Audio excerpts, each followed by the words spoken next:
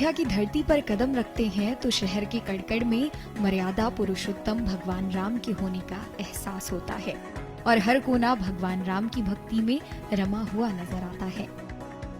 ऐसे में भगवान राम की जन्मभूमि पर जब रामायण की सीता पहुंची तो नजारा देखते ही बन रहा था। जी हाँ, आपने सही सुना। रामायण सीरियल की सीता भगवान राम की नगरी अयोध्या में पहुंची और उन्होंने रामलला का दर्शन किया। बता दें कि दीपिका चिखलिया वही अभिनेत्री हैं जिन्होंने रामानंद सागर के निर्देशन में बनी रामायण सीरियल में सीता माता का किरदार निभाया था। मुझे पता था कि इनकी जन्मभूमि है तो साक्षात राम जी यहाँ पे विराजमान है, लेकिन मेरी कल्पना के बाहर है कि इतना तेज मैंने उनके जो चेहरे पे देखा, ये मैंने तेज कहीं नहीं देखा है और मेरे आँख में आंसू आ गए ये तेज देखने के बाद। मुझे लगा मेरा जीवन धन्य हो गया और इतने सालों से मैं राम नाम जप रही हूँ, चाहे वो रामायण की वजह से हो, चाहे वो मैं अपने गुरु की वजह से हो।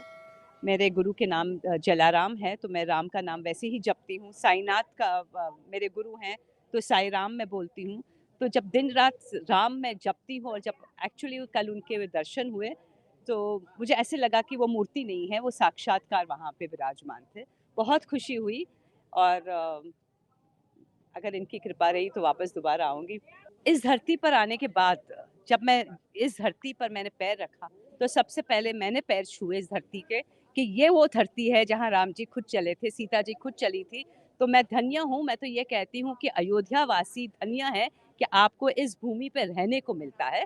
तो आप अपने आप को भाग्यशाली समझिए, ये मत समझिए कि सिर्फ़ एक भारत के नागरिक हैं। आप अयोध्या के नागरिक हैं, आप राम के नगरी के नागरिक हैं।